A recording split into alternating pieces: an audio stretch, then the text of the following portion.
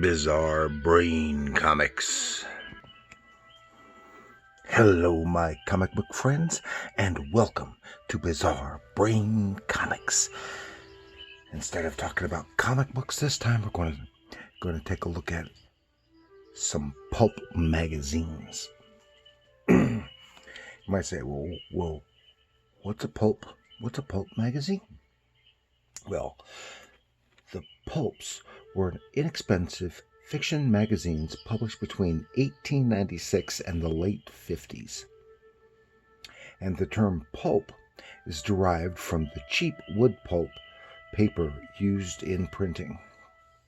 The magazines on the higher quality glossy paper were called slicks or glossies. Pulps had raggedly trimmed edges, and they were the successors to the penny dreadfuls and dime novels of the 19th century.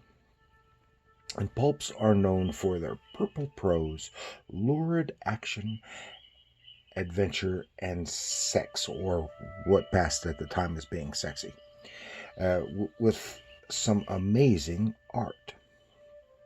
Many of the top tier writers got started in the pulps. Of course, Robert E. Howard, creator of Conan the Barbarian, Edgar Rice Burroughs. Did you know that almost all the Tarzan novels were originally printed in pulp magazines? And the science fiction really came into its own in the pulps. There were numerous science fiction titles through those years.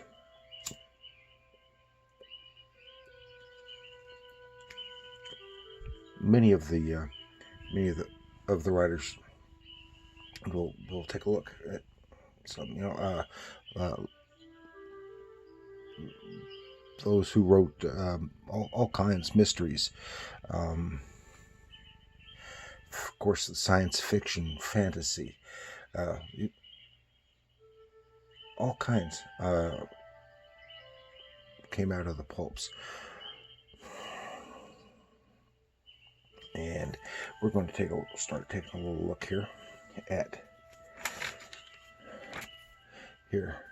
this. Look at this one right here. I just have 4 right here. I got about a dozen or so from various ages. And this is Fantastic Adventures, Volume 9, Number 8. Which is a Ziff Davis publication. This is from 1947. This cover illustration and the illustrations for the story it accompanies were done by Robert Gibson Jones. And they were probably one of the most well-known aspects of the pulps were the cover paintings, and they're often filled with, as you can see in these, scantily clad women in various endeavors, being villainesses, being the good guys or with the good guys, being vixens, mostly being the damsel in distress. And here I'm going to show you a little, because there are a lot of the writers, Gardner Fox, Edmund Hamilton, and lots of others who later worked in comics as both writers and artists. If I take a look at an example here. This illustration from the story Toka Fights the Big Cats. It's by J.W. Pelkey.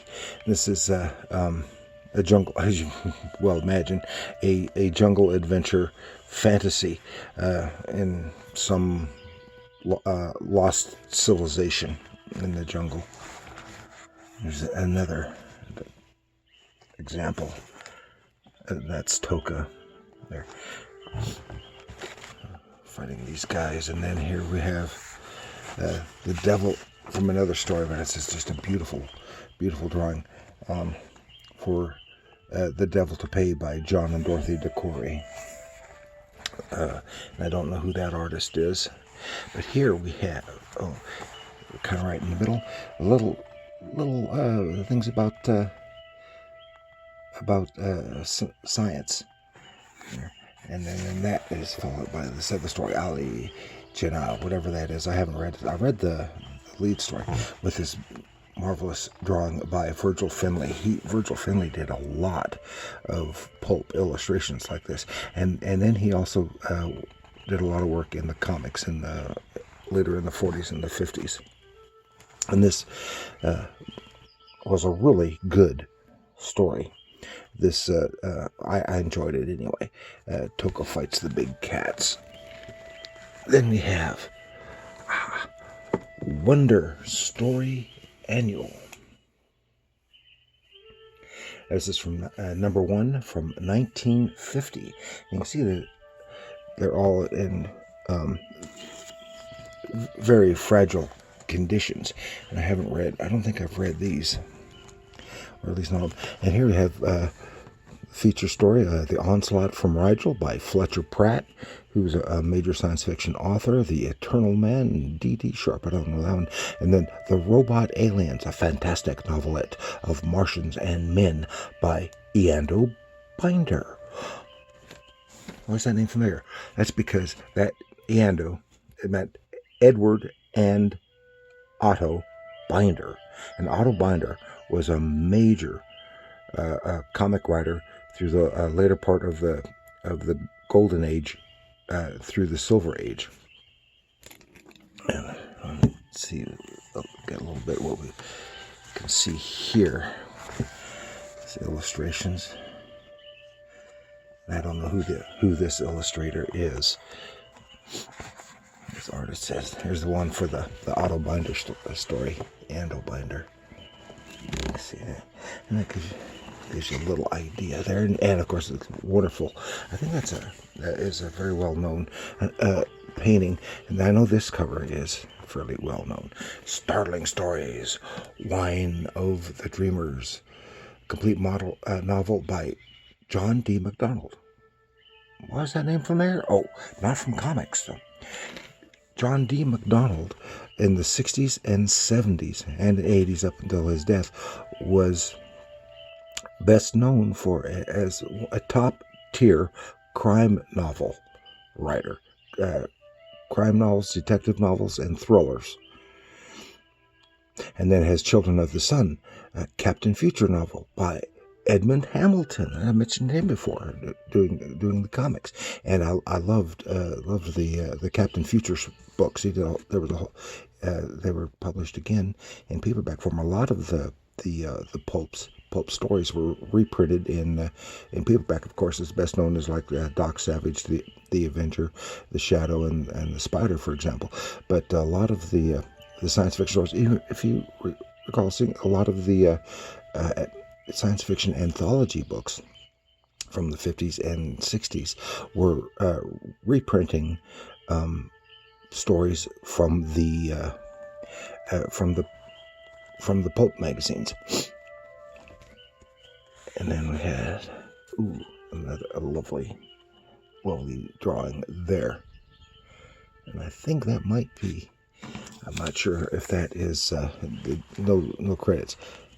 And I think that might be, I just mentioned him a minute ago, Virgil Finlay. I've got a whole book of illustrations of Virgil Finlay I'm going to have to talk about sometime. And then here we have, well, that was Startling Stories, volume 21, number 2 from 1950. Then we have Startling Stories, volume 14, number 1 from 1946, with a cover by Earl Berge, and I really like this cover painting